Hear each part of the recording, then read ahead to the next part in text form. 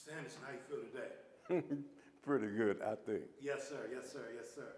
Um, how did you meet your sister in music, Miss Ackland? Well, we were working at St. Lawrence Records on the north side, and she was the receptionist. I didn't really know her then. It was the first time I ever saw her. I was doing a recording session of some recording of some group. I can't really remember the name of them right now. But from that day on, later we met for Brunswick Records, and we just had a close bond. Yes, sir. Could you kind of, once you met her as a receptionist, did she sing at all, or did you know she could sing? No. Okay. No. Okay. She was just a pleasant young lady. Okay. Where do you remember? What was the first project you guys worked on? Let's back up. When did you realize she was a singer? Well, when I got to Brunswick Records, I met everybody. Gene Chandler, Shy-Lites, in which I've known the Shy-Lites for a long time. And, you know, I was traveling with Alvin Cash. We had Twine Time, and we were everywhere. So I first met her at Brunswick Records, and we had a project. See, my job was to write lead sheets to protect the songs and everything. So I met Barbara there, and her session was the one we do, Love Makes a Woman, but we did a demo way on the north side. It wasn't at St. Lawrence, it was somewhere else. I think the engineer was Malcolm Chisholm. Well, anyway, this is where we did Love Makes a Woman, bum, boom, dom, dom. So I kind of created that line because I'm a baritone saxophone player. So, and we were just putting things together. So that's how that happened. Yeah. And I'm sure you've been asked this question like 50 million times. When you put that song together, did you know it was in? No. Okay. Well, see, I didn't really produce it. Okay. You know, Eugene Record. You know, I think Barbara and Eugene wrote it. Okay. You know, and Sonny Sanders did the arrangements. You know, and it was at Universal Studios, and it was a big session. Okay. You know. Let's back up. Me Loving Music, Twine Time. What was that all about? Well, Alvin Cash had two little brothers, you know, they called, and they were the Crawlers, Alvin Cash and the Crawlers. So when I met Alvin, you know, see, I went to Wendell Phillips High School. Then when I graduated there, I went over to Crane Junior College.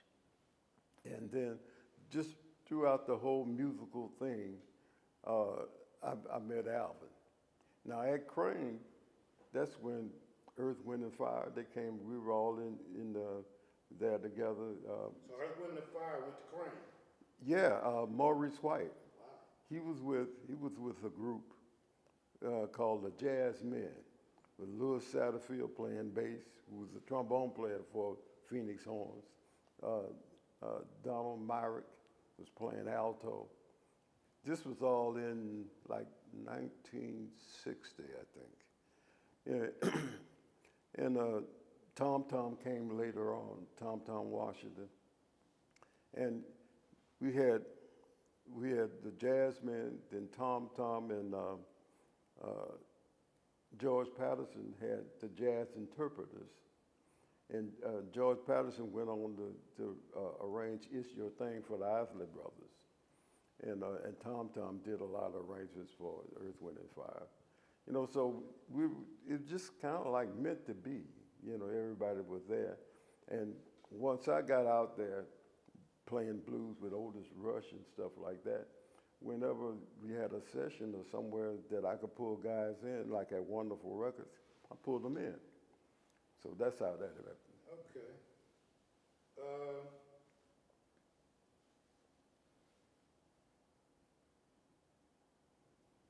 Can you share a few funny stories or experiences with Miss Ackman? Not on tape. Okay, okay. No, Okay. I did a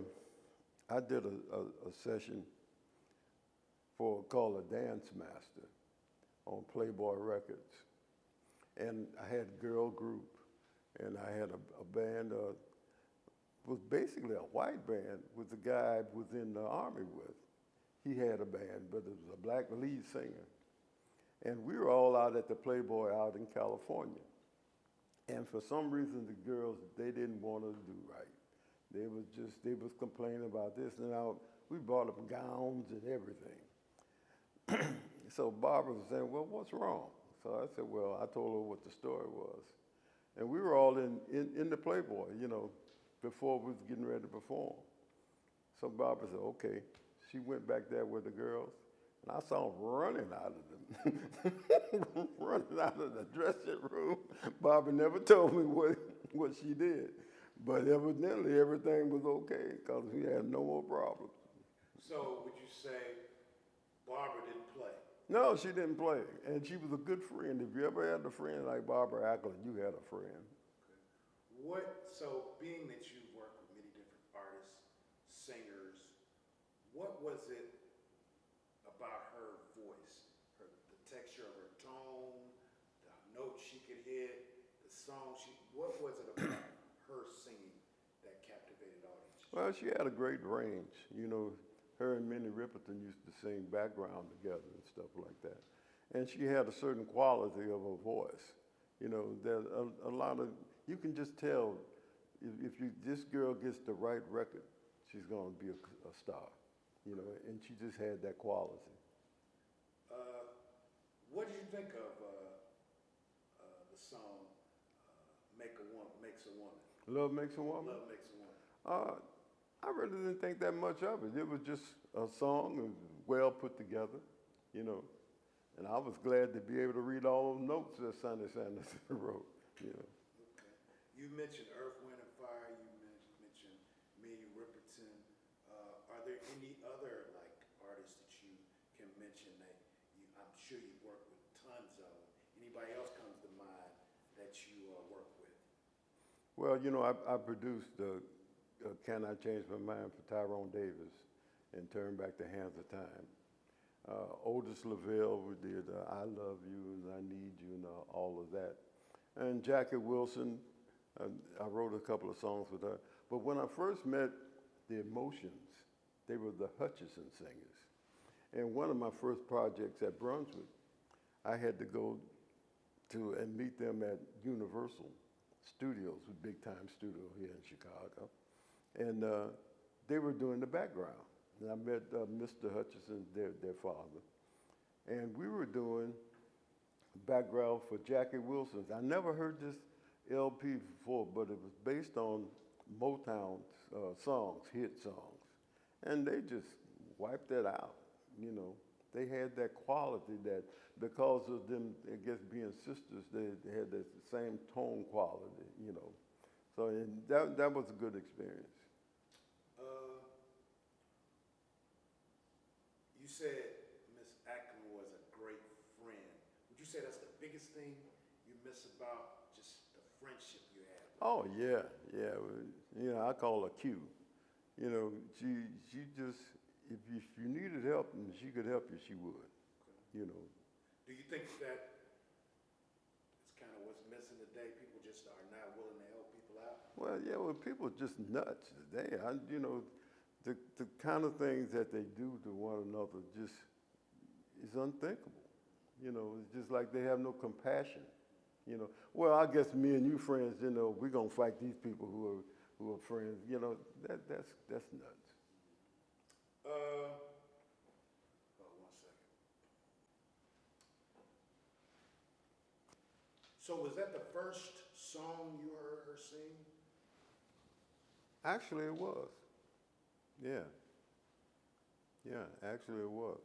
Are there any other songs that she sung that stuck out to you or that are memorable? Well, I did a song at the end of her career we left Brunswick and went to Capitol, called it If I Was a Raindrop.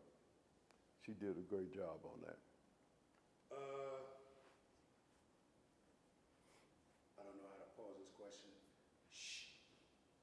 You like her on faster songs or slower songs, or it really didn't matter? No, it didn't matter, because any song that she sang, she put a good feelings into it, just like the people do at Motown. They put feeling into the songs, and that's what you got to have. Talking about sounds, I heard you say you liked Motown. What was it about their sound that you liked? It basically came around their rhythm, the arrangements that they had, and it was I just gravitated to it. Yeah. But the same thing happened when from Bobby Bland, he had an arranger named Joe Scott, and I took lessons from Joe Scott, and I didn't understand half of the stuff he was telling me because we were in. When he came to town, we was at Robert's Show Lounge, which was a bowling alley now. And I would buy him drinks, and he would just start talking and talking. And with this went on, I get like off and on for a couple of years. So when I did Can I Change My Mind for Tyrone Davis, I checked him. I said, hey, man, what's that? He said, well, I can't give you no more lessons. You got 1 million sellers now. I can't give you no more help. No, I understand, but his arrangements and his technique of leading a band was great. So would you say not only is talent important, but all the other components, the producer, the arranger, Right. is very important? Right. What makes all those elements, because you could be super talented, but if you don't have those people around you, why is it that it's hard for you to glow? Well, I don't know, man. You got to have a personality that's kind of like ongoing. Or if you're writing music, you got to be able to, the music got to come from you. The people, you got to, they got to feel what you're trying to do, So it's different degrees of things. Okay.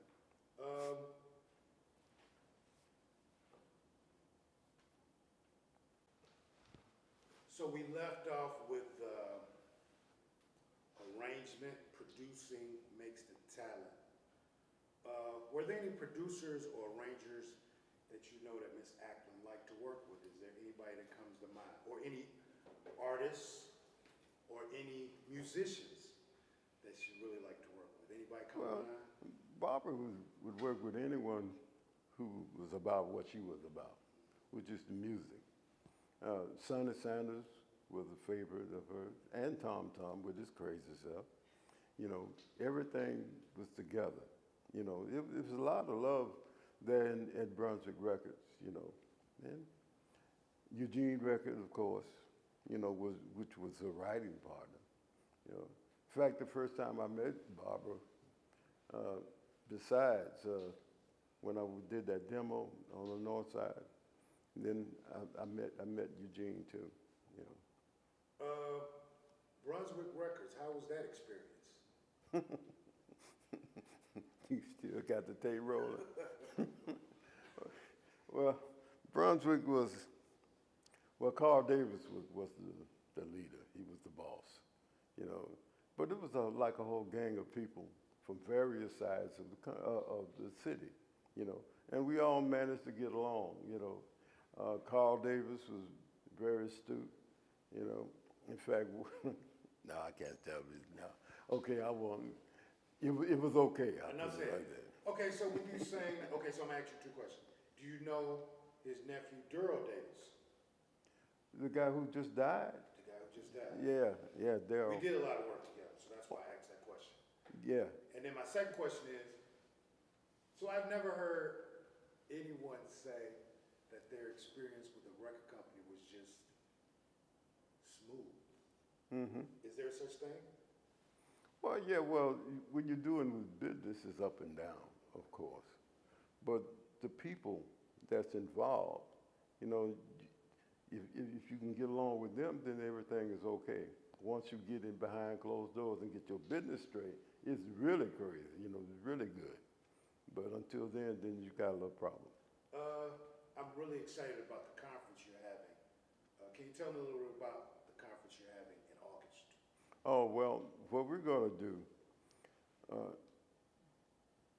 if I had known more business with the medium sellers that I've produced, I would be rich. But that's why we're reaching out to youngsters and people, record producers and songwriters, to teach them the ins and outs of the record business. So I'm having lawyers.